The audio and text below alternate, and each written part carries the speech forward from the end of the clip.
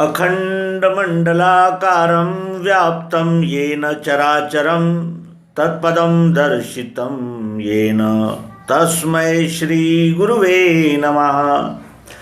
अज्ञानान्धस्य लोकस्य ज्ञानाञ्जनशलाकया चक्षुरुन्मीलितं येन तस्मै श्रीगुरुवे नमः। अखंड मंडलाकार सचराचर में व्याप्त परमात्मा का आपने दर्शन करा दिया, इसलिए हे सद्गुरु मैं आपको शरण आया हूँ, आपको प्रणाम करता हूँ, दंडवत करता हूँ।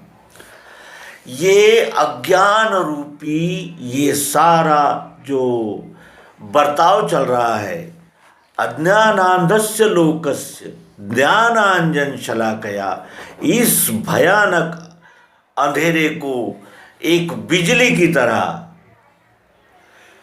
छिन्न भिन्न करके ज्ञान का प्रकाश कर दिया। हमारे सारे संशय भ्रम और हमारे अनंत प्रकार के जो मान्यताएं, कल्पनाएं, रोचक, भयानक कितने ही प्रकार थे, वो सबको समाप्त करके एक सार्वभौम, सार्वदेशिक, सार्वजनिक ईश्वर का परिचय आपने करा दिया। इसलिए हे सद्गुरु मैं आपको दंडवत करता हूँ। दंडवत ये समर्पण का द्योतक है। क्या समर्पित किया शिष्य ने? शिष्य ने अपने मत, पंथ, ग्रंथ, मान्यताएं, रूढ़ियाँ, परंपराएं, जो कुछ भी सुना, पढ़ा, लिखा, जितना भी भार था, सब सद्गुरु के चरणों में सौंप दिया और सद्गुरु से कहा कि मुझे यथार्थ बताइए। केवल मेरी प्रार्थना यही है कि मुझे यथार्थ बताइए। मैंने श्रुति, स्मृति, शास्त्र, पुराण आदि सब कुछ पढ़ लिए, लेकिन वो सब कुछ शब्दों में है। मैं प्रैक्टिकली जानना चाहता हूँ। और वही वो टर्निंग पॉइंट था जहाँ इस अध्यात्म विज्ञान का जन्म हुआ। भगवान श्री कृष्ण जी श्रीमद् भगवद गीता में कहते हैं कि मैंने सर्वप्रथम नारायण को ये बोध दिया। नारायण ने अपने यानी एकाग्रता से मेरे वो संदेश को सुना कि ये सब क्या है, इससे इसका क्या संबंध है। ये सर्वप्रथम मैंने नारायण से सुना, नारायण को बताया मैंने। विश्व भूमिका से वे कह रहे हैं कि सर्वप्रथम नारायण को ये एक अध्यात्म विज्ञान क्लिक हुआ और उसके अनंतर उसने क्रमशः मनु, इक्ष्वाकु आदि से ये परंपरा चली आ रही है, जो ज्ञान मैं तुम्हें बता रहा हूँ। सारा पुराना अंधश्रद्धा का ही खेल है, अंधविश्वास ही है, उसमें कोई स्वारस्य नहीं, उसमें कोई अर्थ नहीं। ऐसा मान लेने से इस विश्व ने मैक्स मूलर और शेक्सपियर और इनका टॉलस्टॉय और ये सारे बर्नार्ड शॉ, इनका तो अभिनंदन और स्वागत किया, लेकिन महर्षि वेदव्यास जो विश्व का सबसे बड़ा इतिहासकार, उसका सम्मान नहीं किया, बल्कि उसने की हुई एक ऐसी यानी प्रायोगिक रचना श्रीमद् भगवद गीता को शैतानी ग्रंथ कहा। ये कितना दुर्दैव विलास है। और वो 4 डिग्रियां हासिल कर लेते हैं तो कहते हैं कि इनसे बड़ा विद्वान तो कोई हुआ ही नहीं। लेकिन जिसने इस पिंड ब्रह्मांड की एकात्मता प्रायोगिक पद्धति से सिद्ध कर देने वाला श्री कृष्ण अर्जुन का उपदेश लिपिबद्ध करके हम लोगों के सामने चिरंतन काल के लिए रख दिया, क्या हमने उनका सम्मान किया? नहीं किया। हमने उन्हें दुर्लक्षित रखा और ये पाश्चात्य जगत के प्रभाव में आकर हम अपने ही उन कोहिनूर रत्नों को भूल गए जो इस विश्व को दिशा देने में सक्षम है, थे और रहेंगे। श्री मायानंद जी चैतन्य, इन्होंने स्वामी विशुद्धानंद जी से प्राप्त ये बोध अत्यंत सरल और प्रायोगिक पद्धति से हमारे सामने रखा है और उस ग्रंथ का नाम है सर्वांग योग। और उस सर्वांग योग को सिद्ध करने के लिए सर्वांग योग की बातों को यानी व्यावहारिक और तर्कशील इस ढंग से प्रस्तुत करने के लिए फिर उन्होंने अनेक ग्रंथों की रचना की।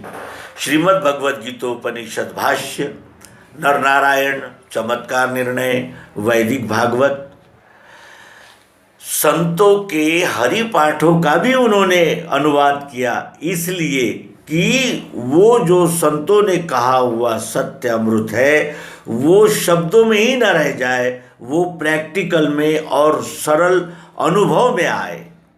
ब्रह्म विद्या ये तर्क और व्याख्यानों की विद्या नहीं है, ये अपनाने की और उस विद्या का आनंद लेने की विद्या है। ये सच्चित आनंद ऐसी विद्या अध्यात्म विज्ञान अपने पाठकों के हाथों में देते हुए हमें कितना आनंद हो रहा होगा, इसकी कल्पना शायद आप कर सकें। मित्रों, ये ऐसा अद्भुत ज्ञान है जिसमें सभी मतों, पंथों, संप्रदायों, ग्रंथों का निचोड़ है, उन प्रश्नों के उत्तर है। यहाँ तक कि निरीश्वरवादी, बौद्ध धर्मीय, जैन पंथीय, इनका भी इसमें उत्तर है। चारवाक जैसे भोग का समर्थन करने वालों का भी इसमें समावेश है। यहाँ तक कि न्याय, वैशेषिक आदि सभी दर्शन शास्त्रों का समन्वय इस अध्यात्म विज्ञान में होता है। और उसी तरह विश्व के जितने भी चिंतक होंगे, जैसे कन्फ्यूशियस है, जैन है, ज़रथुस्त्र है, ईसा मसीह है, ऐसे जितने भी तार्किक होंगे उन सब के तर्कों का समाधान अध्यात्म विज्ञान में है। और अध्यात्म विज्ञान का प्रकाश जब तक हमें प्राप्त नहीं होता तब तक हमें कोई भी ग्रंथ, पंथ, मत, संप्रदाय समझ में नहीं आ सकते, क्योंकि गीता ये टॉर्च है, ये प्रकाश पुंज है जिसमें हमें सब कुछ खोजना है और सबके उत्तर श्रीमद् भगवद गीता में आए हैं। तो मित्रों, हमने इसके पूर्व में जड़ शक्ति से पंचीकरण प्रस्तुत किया था, जिसमें हमने स्थूल पंचीकरण आपके समक्ष प्रस्तुत किया था। हमने देखा था कि स्थूल पृथ्वी और सूक्ष्म पृथ्वी से अस्थियां यानी हड्डियां बनी हैं। स्थूल पृथ्वी और सूक्ष्म जल से मांस बना हुआ है, हमारा मांस। उसके अनंतर स्थूल पृथ्वी और सूक्ष्म तेज यानी अग्नि से त्वचा बनी है। स्थूल पृथ्वी और सूक्ष्म वायु से हमारी नाड़ियाँ बनी है, कफ, वात, पित्त रूप की नाड़ियाँ। ये स्थूल पृथ्वी और सूक्ष्म वायु से निर्मित हुई है। और स्थूल पृथ्वी और सूक्ष्म आकाश से रोम अर्थात हमारे केश प्रकट हुए हैं। ये रोम जो हमारे संपूर्ण शरीर पे होते हैं। उसके अनंतर हमने देखा कि स्थूल जल से सूक्ष्म पृथ्वी का जब मिलन होता है तो शुक्र बनता है। शुक्र अर्थात वीर्य बनता है, जिससे प्रजोत्पादन होता है। फिर स्थूल जल से सूक्ष्म जल मिल जाता है तो रक्त बन जाता है, शोणित।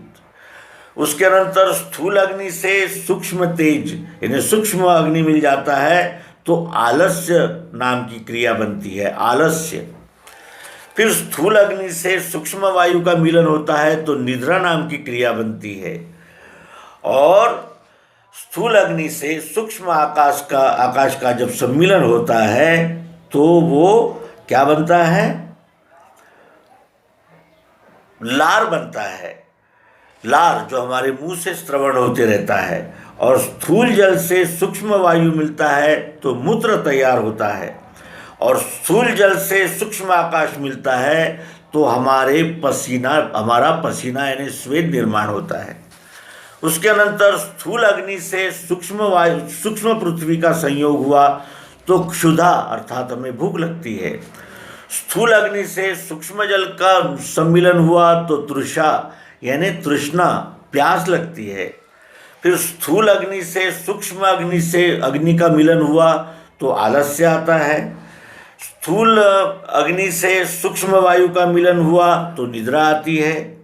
स्थूल अग्नि से सूक्ष्म आकाश का मिलन हुआ तो मैथुन नाम की क्रिया संपन्न होती है।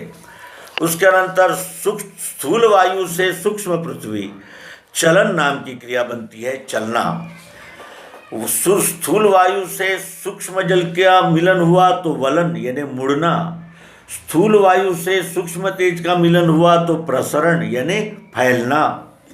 स्थूल वायु से सूक्ष्म वायु का मिलन हुआ तो आकुंचर, इकट्ठा होना, आकुंचन। उसके अंतर स्थूल वायु से सूक्ष्म आकाश का जब मिलन होता है तो निरोधन, रोकना नाम की क्रिया होती है। स्थूल आकाश से जब सूक्ष्म पृथ्वी मिलती है तो काम बनता है, काम, कामनाएं। उसके अनंतर स्थूल आकाश से सूक्ष्म जल का मिलन होता है तो क्रोध निर्माण होता है। फिर स्थूल आकाश से सूक्ष्म तेज का मिलन होता है तो लोभ निर्माण होता है। फिर स्थूल आकाश से सूक्ष्म वायु का मिलन होता है तो मोह निर्माण होता है। और स्थूल आकाश से सूक्ष्म आकाश का मिलन होता है तो भय निर्माण होता है।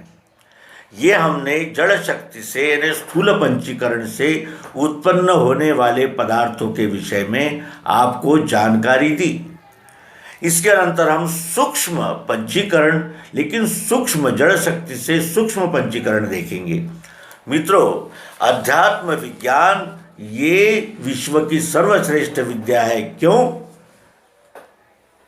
क्योंकि इस प्रश्न के उत्तर पर ही हमारा सारा बर्ताव निश्चित होता है।